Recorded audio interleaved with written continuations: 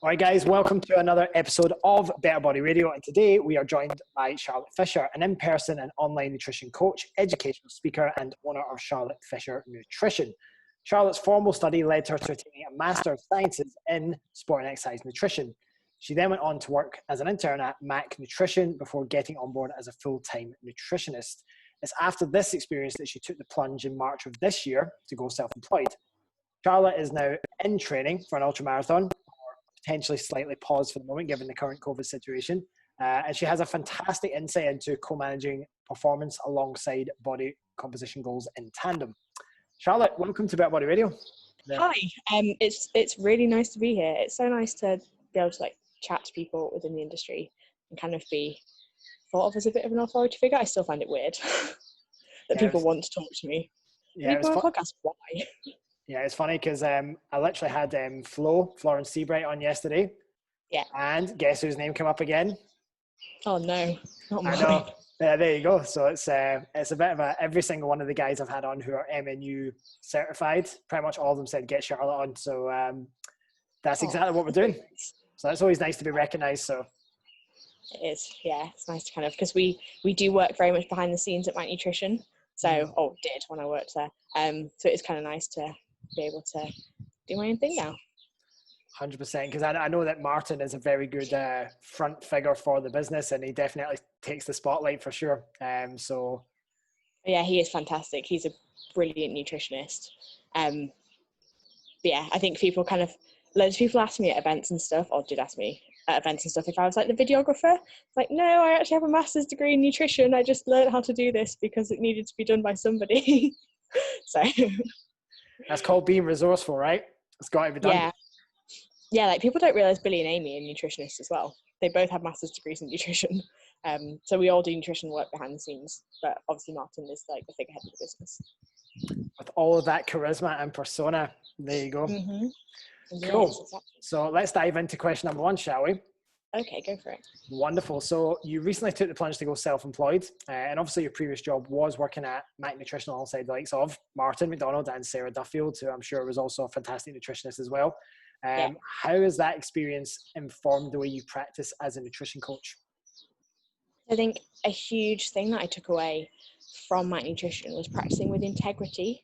And it's always this thing of if you don't know how to help a client, don't take them on. If you think someone's outside of your scope of practice, send them to the proper practitioner. Don't sell out for money.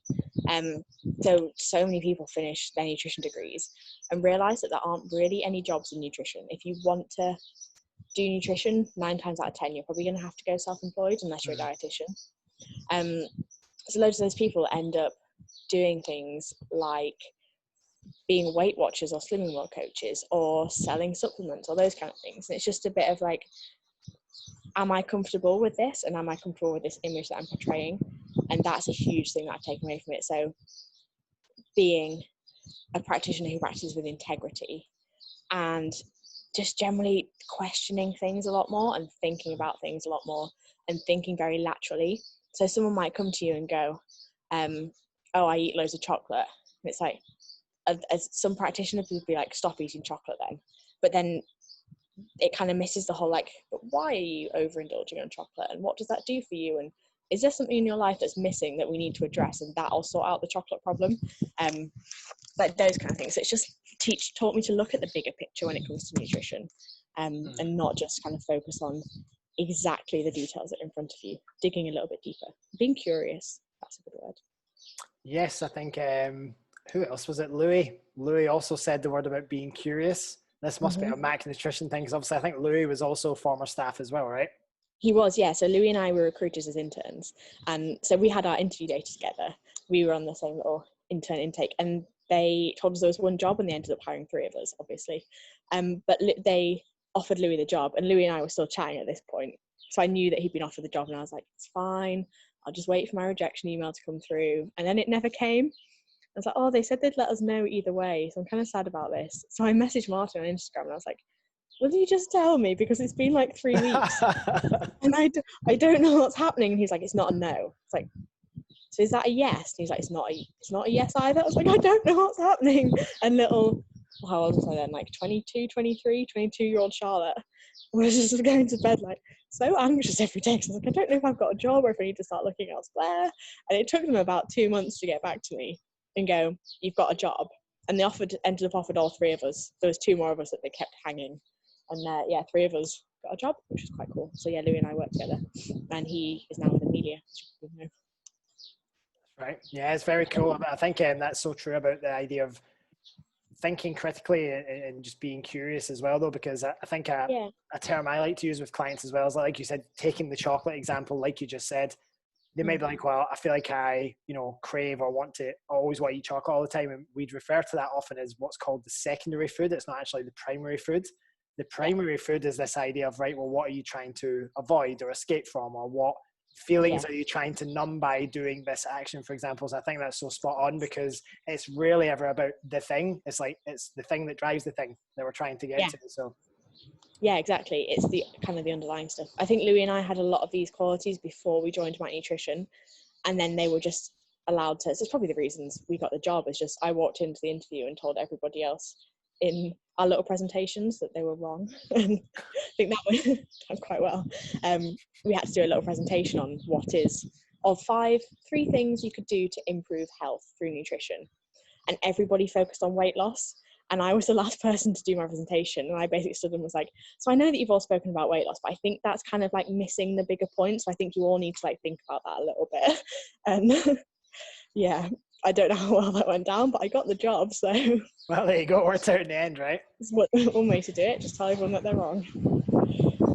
But at least it opens up discussion, right? That's always a good thing. So yeah, definitely. I want to dive in a bit to your kind of current training that you're doing at the moment. So you're currently training for an ultra marathon, although off air, as we discussed, that might have taken a little bit of a course correct, just given the current circumstances. Now, obviously, training for an ultra marathon requires you to be mindful of not just body composition, but of course, performance in tandem as well. What are the key considerations for those individuals that might fall into this category? So yeah, I was supposed to be running an ultra marathon in July this year, like start of July, and obviously with the whole coronavirus situation, that's been postponed. So it'll be July 2021 when I do that. So my training's taken a little bit of a backseat at the moment because I went through a whole training cycle. And training for an ultra marathon damages your body. So I'm sort of not thinking about ultra training until about January next year. December, January is when I'll start planning it out again. Just to let myself recover and enjoy training and enjoy exercise. And I'm busy, I've got a lot on, so yeah, it's not the end of the world, it'll always be there. So yeah, what was the question? What's going on at the minute? I told you I'd do this, I just forget. Key things for body composition and training. So I do think that a lot of people start off with these big goals and go, cool, I'm gonna run an ultra marathon and get absolutely shredded at the same time. And sometimes those goals are really incongruous, which means that they don't really lie. They don't hold hands, if that makes sense. Yep. They don't go hand in hand together. You sort of have to do the training and let your body composition just fall where it falls. I think a lot of people have this idea of long distance runners as being like super skinny, like rail thin, and a lot of them are really skinny.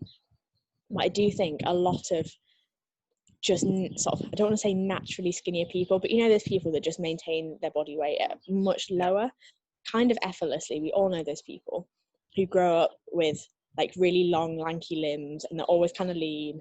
And those kind of people naturally self-select into running because it's easier for them. Obviously, not everybody self-selects into running. But you have less weight to carry. I know that when I was 10 kilos lighter, I was faster, but I wasn't necessarily as durable as I am now. So for anyone who doesn't know, I used to be about 49, 50 kilos, and I was really, really speedy at running because I didn't have any weight to carry, and also really good at pull-ups, which I'm not anymore, which is annoying. But yeah, it's this trade-off between being lean, and being lean doesn't necessarily make you a good runner. It just sort of happens that most runners expend so much energy that they struggle to kind of keep weight on, and then they balance that. So dieting while you're running is a really difficult thing to do. You kind of just have to eat for performance and let your body composition fall where it falls. So I know a lot of Ironman triathletes that this has happened to, where they start training and they find that they get like really shredded simply because they're expending so much energy. Probably men more than women this happens to. And then you get some people who start training for a marathon and gain weight because running makes them really hungry, and they're doing a lot, but they're not quite doing enough to offset all that hunger. But at the end of the day, your body composition doesn't dictate whether you're any good as an athlete or not. So I'm probably better at running now, but I'm a little bit, I don't say chunkier, but now that I have more body fat than when I was 50 kilos. I also have a bit more muscle, I'm way more durable, I'm less likely to break. So yeah, there are such a massive variety of bodies that can compete in ultramarathon, and it is really difficult to have weight loss goals and performance goals at the same time, because you have to be able to fuel your performance. You can do it if you're sort of clever about it, but it is a lot more difficult because you need to eat to recover and you need to eat to fuel exercise. And if you're trying to limit your food intake, it will make performance way more difficult. Cool. So yeah, I think a nice little, this is more of an aside question. It's not one that I've kind of prepared in advance. I think a lot of people go into, say for example, they want to do both. And often the reality is even just getting on top of basic habits you would need to do one or the other is hard enough in singularity, never mind, okay, I need to try and take care of all the body composition things that I need to be aware of, but now I'm also having to take into account all of the things I'd probably have to do my running well, to make the time that's needed to do that. And if I take the hours and hours it is to go out and run, does that detract from time that I could be spending towards things that are actually quite, a necessity for me to be able to get those body composition changes? And so I think it's almost like this, we talk often about this kind of all or nothing mentality, is that people often, it's kind of both sides of the equation. They either way overcomplicate things and make it way harder than it needs to be, but they also sometimes underappreciate just how much also goes into it at the same time. So like most things, it's kind of finding like what's that middle ground balance. And then that sweet spot. What's most important to you? Is it and this will actually lead me on to this next question now, is that say a prospective client approached you and they had this huge conflict. They're like, well, I don't really want to give up my running, but I also want to kind of be a bit more jacked, a bit more muscular. Because we had a client actually approach my wife recently, and she was pretty much, Mal asked her like, well, what's more important to you? She's like, well, I want to get lean, I want to have more muscle. It's like, okay, well, you realize that you're probably going to have to sacrifice dropping down a little bit of the running volume to be able to accommodate that. She's like, I'm not willing to give up my running. And so I guess it's just this, it's the expectations that you can have it all. So if someone came to you in that situation and they were kind of like, well, it's clear they want to improve their body composition, like that's became the new priority, but they don't want to give up the running. How would you go about having a conversation with someone like that? It is kind of exactly what you just said about managing expectations. So not going in, and this comes back to the integrity thing as well. It's not going to a client and they come to you and go, I want to be jacked and shredded and run a 17-minute 5K and a 40-minute 10K. And you go, yeah, we can do all of that. Just having a bit of integrity to go, hang on, let's just think about those goals and what those actually take. So yeah, you can run and gain more muscle at the same time. A lot of people think that if you endurance train, you just won't gain muscle at all, which is completely incorrect. Like I ran the entire way through a bodybuilding prep, and it's probably within the last 2 weeks that I was just like, I'm too tired, I'm going to walk. I think I improved my 5K time over the course of that bodybuilding period. And I think people need to understand that you can have it all, but you might just have to have it all at different times. So it's kind of difficult to have it all at once. It's a bit like dieting. So when people go, well, I want to lose weight, but I also want to eat all the chocolate. It's like, okay, cool. So we're going to have to find a little bit of balance between chocolate and abs somewhere. And you can have some, but you might not be able to have all of it. So if someone came to me and was like, I want to run a marathon and get jacked, it'd be like, all right, how fast do you want to run the marathon? Because you can most definitely run a marathon and get jacked at the same time, but you might not be running like a sub 3 hour marathon. You might just have to be content with finishing a marathon. So it comes down to assessing your goalposts and those kind of things, and the rate at which you're willing to gain muscle as well. So if you're happy to just kind of tab along slowly. So I don't do that much resistance training at all, really. And I'd say that my body composition is improving over time, just because I'm keeping up with like a little bit of resistance training and quite a lot of running. And I work on my parents' garden centre at the minute, so I pick up a lot of compost, which is basically resistance training. And then I'm out on my bike and I do some swimming. So it's just having this variety of training and really help to improve body composition over time. So it might happen over years, and you might not get to where you want to be within 12 weeks. So it's doable. It's just about going, okay, so how much of which are you willing to sacrifice, and how long are you prepared to take over this sort of journey? Because if people come to you and go, I want it all in 12 weeks, you're going to have to sit down with them and go, it's probably not possible. We can run and we can gain muscle, but yeah, you can't have it all right now. Yeah, ideal. And I think that often relates back to, if you look at even the body composition world, and kind of this idea of recomposition is a very sexy idea. People like the idea that they can get leaner and build muscle at the same time. And the way we kind of explain it to a lot of people is like, well, you could do both at the same time for sure. And there's going to be cyclic aspects of that in terms of being in a slight deficit, being at maintenance or surplus. And you're kind of going back and forth between those two things and you're periodizing nutrition. But that takes a hell of a lot of accuracy and a hell of a lot of experience to be able to do that well. And so the thing we always say to someone is, well, listen, if you want to lose body fat, really then why not make that the sole goal and priority, and make that kind of, right, okay, well, the only goal then is to be content with retaining muscle during that time period, but you're not concerned with building it, for example. And I'd almost put the same concept towards, like, say someone wanted to build muscle and they wanted to improve their running. Like you said, sure, you could chase after both, but if you're doing both at the same time, you're not doing either optimally. And so you've just got to ask, is it optimal you're looking for, or is it practical? And then weigh up your options from there. Yeah, it's like it's exactly that. Like, how fast do you want to run the marathon? Which one do you want to focus on? You might have to just move your goalposts as well. So you can start off with some goals, and then you can just reassess in a few weeks' time and go, actually, you know what? Trying to get jacked and do an Ironman at the same time is actually really hard. So maybe we just focus on one more than the other, and you just pick which one you like more. And you can always come back to the other. I know that if I ever decide I want to get on a bodybuilding stage again, I can. I'll just have to train for it. You don't have to have everything right now. How was the physique prep for you? Because obviously you've done that physique prep in the past, and then now you're doing obviously the complete opposite end. How, what were the kind of main differences in terms of the challenges you experienced between one and another? So with the bodybuilding prep, I really, really enjoyed the process of training. And then I got to the end goal, and it was a massive anticlimax, was getting on a bodybuilding stage. And it was like, and pose. And I was like, what, you don't even want me to deadlift anything? Because I can deadlift a lot. Like, do you want me to show you? I can squat double my body weight. Can I do that now? And you just, you don't get to see the effort or display the effort that's gone into your training. Whereas with, I don't want to say the words actual sport, but actual sport, whoever crosses the finish line first generally wins.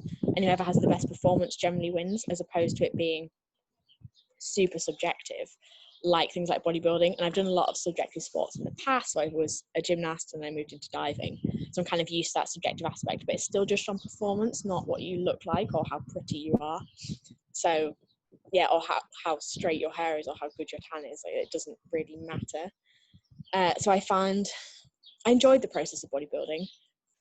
I kind of found it exhausting at times. It was exhausting at times. And I find the process of training for endurance events way more rewarding, because I can measure my progress. And obviously you can measure things like fat loss, but you can't measure it and go, all right, well, this amount of fat loss means that I'm going to win. Whereas I can look at my running times and go, okay, so I got that much faster, and this is how fast the person who won it last year went. So how fast do I need to go in relation to that? And those kind of things. And you can look at those numbers and you actually have some objectives to work towards, and as opposed to just like, yes, I look good, but like the judge might not think you look good that day. And a different judge might have different ideas about what looks good. So yeah, it's different. It's difficult. And I definitely prefer having the more performance sport related goals as opposed to the bodybuilding goals. That's really interesting. I think that's having it explained in that way is a very interesting perspective, I think, for a lot of people to look at that in, because you could be someone who's very data driven, very analytical, very logic based, like, well, if I do X, then X should happen, and I know what's possible based on X time. And so if you're analytical in that nature, and you'd really have a conflict, emotional conflict with the idea of, well, I've put in X effort, but it's up to someone else who has that, like you said, absolutely no idea what I went through to get here, to say whether. Yeah. And don't get me wrong, I think if you can separate yourself away from that and say, well, actually, I'm not doing it for that.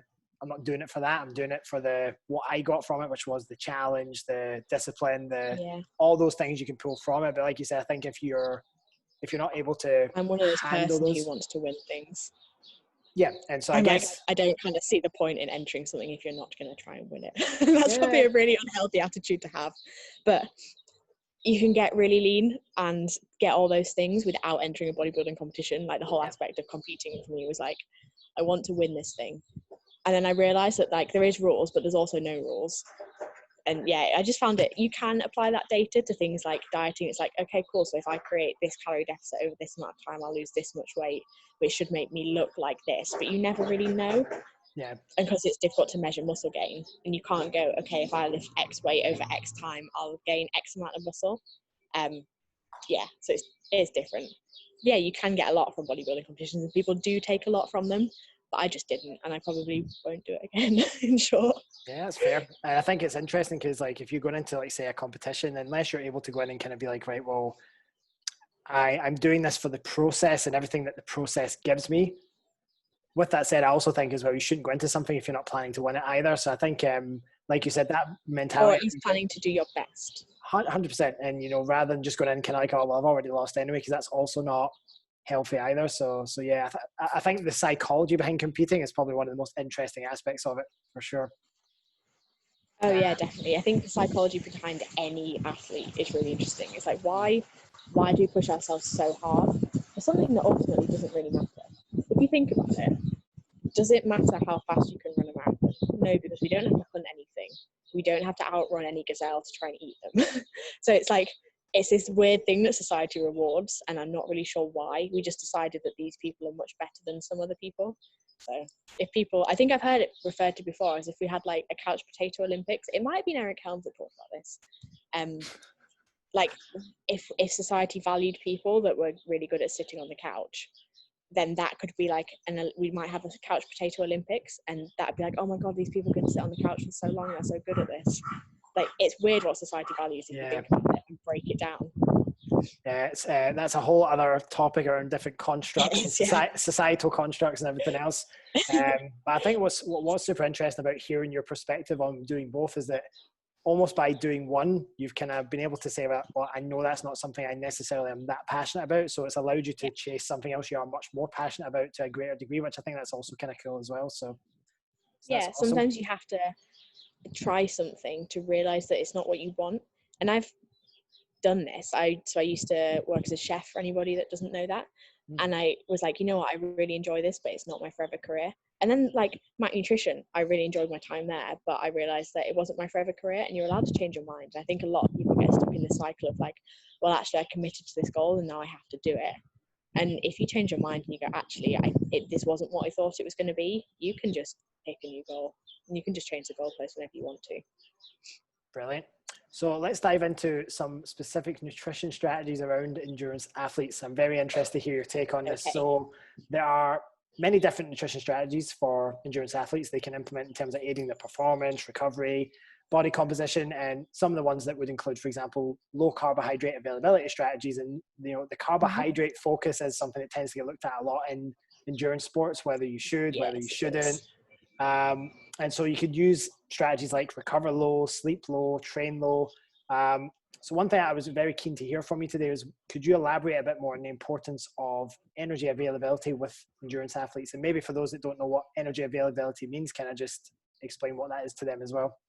Okay, so energy availability is kind of the energy that you have left over for bodily processes after you kind of take away the energy that you're using for exercise. So if you eat 2,000 oh no, I'm gonna have to do maths now. If you eat 2,000 calories in a day, and you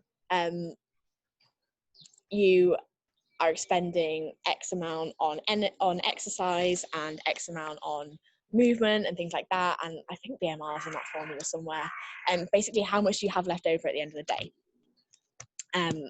So ultimately you want to have, I think it's about 45 calories per kilo of is it a fat-free mass maybe? I can't remember the exact formulas. I should have looked this up before we came on. Yeah, about 45 calories per kilogram. Yeah, it varies slightly between men and women, right? Yeah, I think so. But roughly about that figure. If you're there or thereabouts, like, you should be okay. And energy availability is one of those things that for women tends to dictate whether you have a menstrual cycle. So yeah, energy availability is important. It'll dictate things like healing and recovery and general feelings of well-being and stuff like that. So, you know, when people start to either lose their menstrual cycles. This happens a lot in bodybuilding and in elite running, and their hair gets really thin and brittle, and their nails get really thin and brittle and stuff like that, and their skin looks a bit pale and flaky.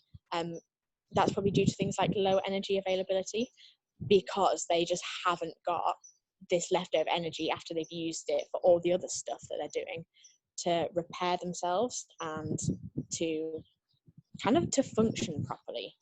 And it sounds quite scary when you put it that way, but chronically low energy availability. So this like day to day, if you have the odd day where your energy availability is a little bit low, it's sort of not the end of the world, but it's kind of the lower threshold that you don't really want to drop below for an extended period of time.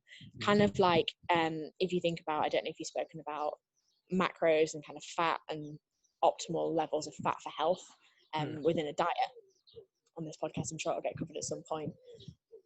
You don't really want to drop below that figure for an extended period of time, just because it can have negative consequences for the body.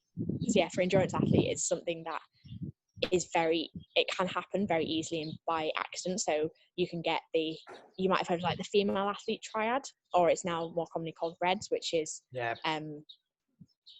so you have this reduced something energy deficiency syndrome something, which is basically you have this low energy and you have menstrual loss and you have things like that, and it's more prevalent in female athletes, but you can get it in males, and it'll lead to things like low testosterone and stuff like that. So it just generally reduces quality of life and makes you more likely to break and get ill if you're chronically low on energy. And obviously, because endurance athletes are expending such huge quantities of energy, if you're not replenishing that, it can have some pretty serious negative consequences. Yeah, and I think that's really speaks back to our question about the competing goals between obviously trying to be on a weight loss plan or a body composition plan and competing, because if you're trying to diet to lose body fat, you automatically set yourself it's almost like driving the car with the handbrake on. You're giving yourself automatically lower energy availability than you might actually require to perform well. And people might say, well, can I not cycle back and forward between the two? Well, you could, but again, like we said, it comes back to that, well, it's kind of optimal versus practical at the same time as well. Like, it's just, if you're trying to provide enough energy availability to be the best possible runner you can be, chances are a weight loss goal is probably not the ideal situation at that point in time. No, and you might find that you start off with this endurance performance goal and you lose weight by default without trying. And it does happen with a lot of people. And a lot of people don't, and you sort of just have to be okay with that. You have to be okay with your physique being a product of your training, as opposed to trying to control your physique, because ultimately it doesn't really matter. So I know a lot of runners, and I've spoken to one of my friends who was a collegiate runner in the States, so she was a really, really good runner, and she tore both her hip labrums and had to have surgery and couldn't run again. And it's one of those things of like, what are you prepared to do for your sport? Because she had this chronically suppressed energy availability by kind of like her coaches, and she felt like she had to be really skinny to fit in with the other running girls. And obviously, like, you run wearing basically knickers, so there's things like body image that come into that. And it's a huge problem for female athletes, is that they just break. So I don't know do you remember the story about the marathon runner who got osteoporosis and her ankle just broke halfway through a marathon? What was her name again? I can't remember. Was she American? Was she British? I remember hearing the story, but I can't remember the specifics of it. So if you have it, then dive in. Yeah, I can't remember her name, but yeah, it turned out that she had osteoporosis because she had brittle bones because of this chronic energy deficiency, and menstrual loss can reduce bone mineral density. So you're more likely to get these breaks and fractures, and she had such low bone mineral density that her ankle just broke from the impact of running. And those kind of things is what happens if you try to suppress your energy intake too much through running, and which is sadly what happens to a lot of runners, and they just burn out and they break before they can become great. It's kind of sad that performance sport becomes this thing where it's whoever, we're going to punish you with this brutal regime, and if you don't break, you might make it. Yeah, it's a crazy mentality, isn't it? Super weird mentality. I really like what you said about the idea of body composition kind of taking shape on its own, because I think especially if you're an athlete and your identity is based around I am an endurance athlete, then I kind of almost like this idea of okay, give the body what it needs and almost allow your progression and performance to increase your energy expenditure, and that in itself will kind of necessitate body composition changes. But then what you'll probably find is that once that happens, you'll probably have to bring more energy into the equation to keep performance continuing to climb up as well. So I think getting away from this idea that in order to change your body composition, you always have to be in these crazy deficits all the time while trying to perform, it's just not necessary. You can let performance drive expenditure sometimes. So I think that's a great message for maybe any of the endurance guys who are listening to this and are all constantly battling with this conflict of, well, I need to stay light, but then I also need to perform as well. Awesome. So let's get runs, like if assuming you're a runner. Sorry, can I say something? Assuming you're a runner, like if your runs start feeling heavy and achy and like your brain feels foggy, you might just need more energy to be able to perform better, which then might drive energy expenditure, which is kind of just a continuation of what you just said. Cool, I'm done. No, it's a great addition. So let's get on to question 5, and this is all flowing fairly nicely. The term metabolic flexibility is becoming a very popular term now. People are starting to get a bit of an idea of what it is. It's mentioned way more often on the socials and in the kind of evidence-based world. How does this apply in the context of endurance athletes and for those looking to improve their body composition? So I suppose that's like a 2-part question. Yeah, so metabolic flexibility is the ability to switch between fuel sources as and when they're needed. So for anyone who doesn't understand quite how it works, what happens is as you increase in exercise intensity, your dependency on carbohydrates increases, and you can somewhat change this. So I think people think that metabolic flexibility is your ability to use fat, and I think that's a bit of a common misnomer. It's actually your ability to use the appropriate fuel source at the appropriate time. So people who have metabolic disturbances such as type 2 diabetes or PCOS and things like that might struggle to use fat at a lower intensity, which is when we want to be using fat. And you can kind of change when like the percentage of the exercise intensity percentage that you use fats at. So you might be able to keep using fats for longer over like a higher spectrum of energy intensity before you swap on to predominantly using carbohydrates. And people do those things through the low carbohydrate training that you mentioned before, and just generally training more and becoming fitter will keep using fats for longer. And I think people get it into their mind that they need to be able to use fats all the time at every single exercise intensity. I need to become fat adapted is what they say, right? You need to become fat adapted, which just isn't true. So you can adapt to using fats more effectively. However, this might reduce your ability to use carbohydrates when you need them. So you might not want to go full on keto if you're an endurance athlete, because one of the issues that I have with all the keto studies is that they look at things like time to exhaustion. And if you think about it, in a race situation, you're probably rarely ever going to run or cycle until you're completely exhausted. So I've done time to exhaustion, and you literally keep going until your legs stop working and you fall over or like fall off the treadmill or fall off the bike. And they usually have like mats behind so that you literally will keep going until you fall off. And that doesn't happen in race situations. Like that is not a thing unless you're doing something like ultramarathons and you fuel it really, really badly. In that case, you might actually reach exhaustion, but we don't want that to happen. It's not the point.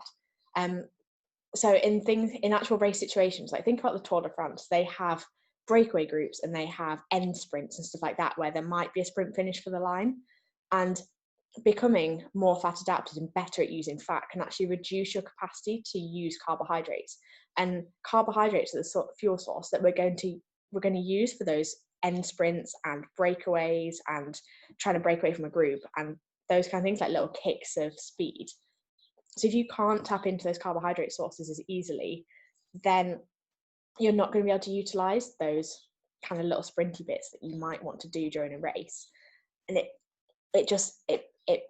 reduces your chances of winning, essentially, if you're a professional athlete. And if you're just doing it to finish it, then by all means you might want to work on increasing fat oxidation capacity. If you like being keto, then by all means do it. I'm not going to sit here and be like, no, you can't do keto because it's not good. There's always some like old dude called Bob who wears really short shorts when he runs and who is keto and probably vegan. And it seems to work great for him. And it's like, cool, fair play, keep going. But people also forget that he has like 40 years worth of training behind him as well, which is probably why he's good, and he's good despite being keto. I don't know, maybe being keto works best for him. But yeah, like if you're doing ultra endurance stuff, which is kind of slow, the predominant fuel source you're going to be using is probably fat. So by all means get better at using it, but you don't need to do it by any stretch of the imagination. So how you do it is you essentially either eat more fat or train in a low glycogen state. So training in a low glycogen state means training without carbohydrates available to you. So you can do that by either not eating carbohydrates before you train, or not having carbohydrates in the meal the night before and then getting up and training fasted or something like that, or even recovering low, so not having carbohydrates after you train. And using those kind of strategies might enhance fat oxidation capacity without impairing the carbohydrate oxidation capacity. And obviously it's not something you want to be doing all the time, but you can build in a couple of those sessions per week and it might just help. In terms of body composition, it really doesn't make any difference, or minimal difference. I don't want to say it makes no difference, because it might make a tiny bit difference. But yeah, for like a normal person, it doesn't really matter. The whole thing, the overarching principle is energy balance. And if you haven't got energy balance in check, it really doesn't matter what energy source you're using if you're not in a deficit. So that's kind of, yeah, the only thing I really have to say about body composition. In terms of health, it might be helpful to improve things like fat oxidation capacity, especially with people who struggle with that at the lower intensities. So people with PCOS, it might be helpful to reduce carbohydrate intake and kind of prod your body into using some of the fat that you have available.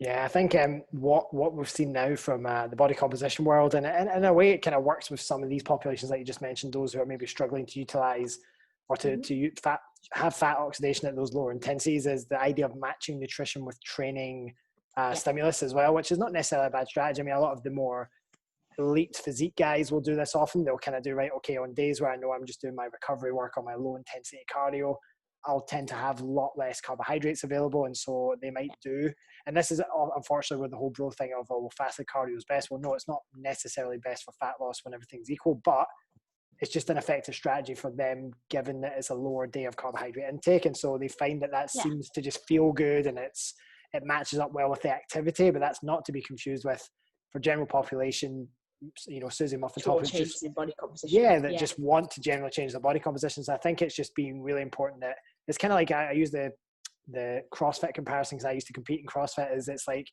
people who are general population going in and doing their 4 1-hour WODs a week and try to compare that to, right, I'm going to eat and act the way that the CrossFit Games athletes do.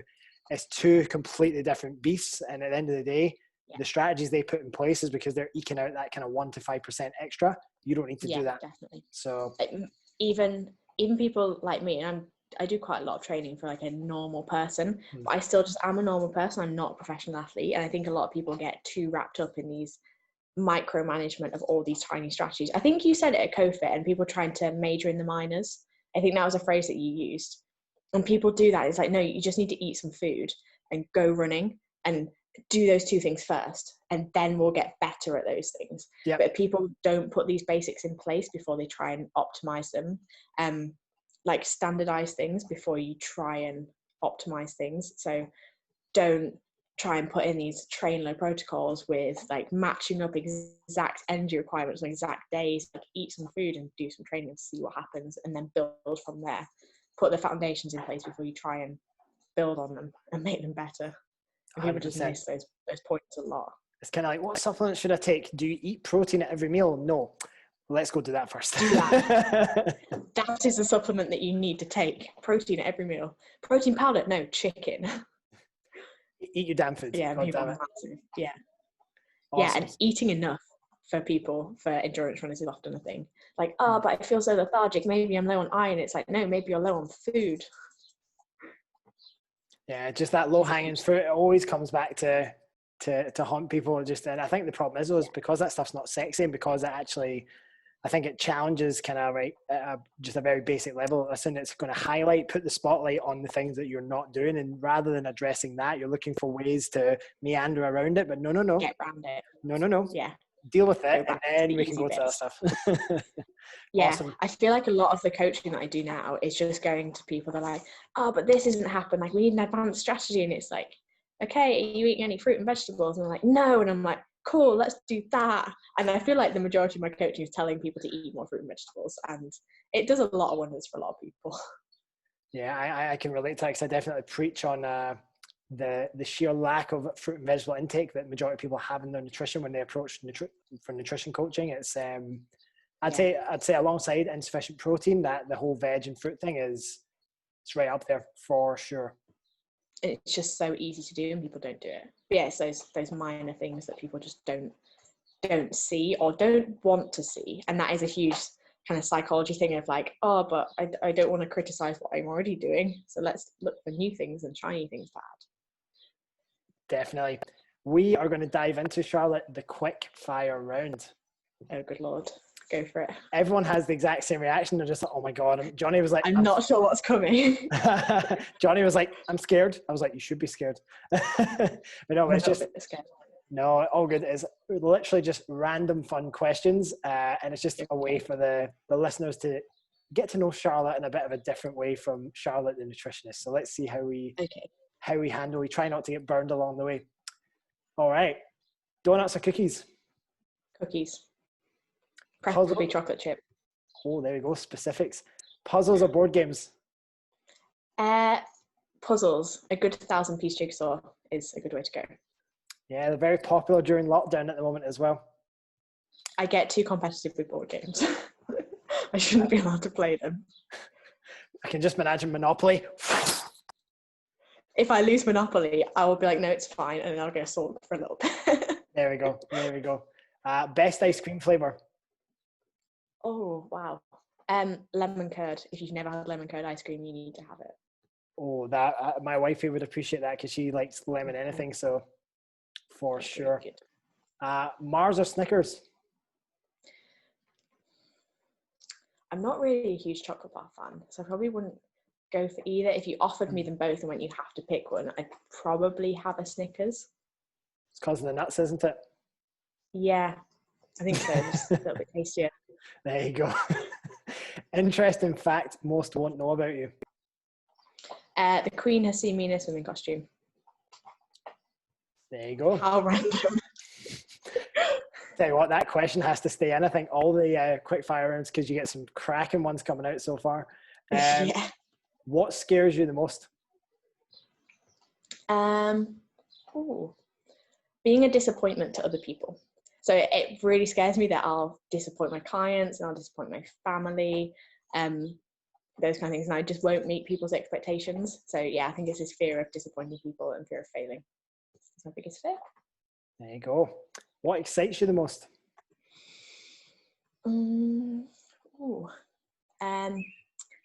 Training excites me a lot. I get really excited by food. So obviously I used to be a chef, and that's kind of like how I got into nutrition, because I really like food. Dogs, animals, going in the sea, swimming in the sea really, really excites me. That's a lot of things that excite you a lot. So there you go. Excitable person. Exactly. I'm so easy to please, honestly. A jigsaw and swim in the sea, and I'm happy. And a well-cooked meal, and you're laughing. A well-cooked meal, yeah. There we go. If you could only travel to one place post-COVID, what would it be? Where would it be? Ooh. Only travel to one place post-COVID. I think I'd go back to Australia. I think it's like the next place on my list of places to go is to go back there. Nice. So if you could only offer literally one piece of advice that would dramatically improve someone's quality of life, what would it be? Oh, this is a big one. You should have pre-warned me on this, so I could have thought of something really smart to say, and now don't apologize for being yourself, or this is probably really hypocritical because I do massively fear judgment, but don't fear the judgment of other people, because the people that judge you probably don't really matter that much, and like people won't understand what you're doing until you've done it. So I find that with being a nutritionist, my family don't really understand what I do or what I am doing, and I'm sure as soon as I obviously like become big time, they'll understand it a whole lot more. But yeah, nobody will really understand what you're doing or your motives behind it, and don't let that worry you. Just, if you want to do it, just keep going. Good message. I like that. Who should we have next on the podcast? Oh, you've already had Louis, haven't you? Have you asked Amelia yet? You should definitely get Amelia on. She's an absolutely phenomenal woman. She was one of my lecturers at undergrad level. So she supervised my undergraduate dissertation. So I've known Amelia for quite a long time now. And she's just this fountain of knowledge and wisdom, and it's pretty amazing all around. Cool. I will definitely reach out to her because I had spoken to Louis about that. So we'll definitely get her on at some stage. Do it. Or Anna, if you haven't had Anna on, Anna Monday. We'll get them both on at some point. Why not? Do it. Charlotte, thank you so much. Where's the best place for people to find you? Probably my Instagram. So I'm at charlotte.f.nutrition. I don't have a website yet. It's something that will happen at some point, but not yet. So yeah, my Instagram or my email, charlottefisher.nutrition@gmail.com. If you want to get in touch about like coaching inquiries or anything like that, just drop me an email or a DM. Slide up in those DMs, as they say nowadays. I'm not big time enough to not see your DMs yet. Brilliant. So listen, guys, what we'll do is we will put Charlotte's information in the show notes of this episode. The best thing you can do to support us is to go onto Apple iTunes, leave us a 5-star review. If there's anything that Charlotte or myself said that resonated specifically with you, drop us a comment with your review as well. We'd love to hear your feedback. And other than that, Charlotte, thanks once again. Thank you very much. It's been an absolute pleasure, even though we've had some Wi-Fi problems. It won't be the first time and it won't be the last time. Oh dear. Thank you so much. Thanks again.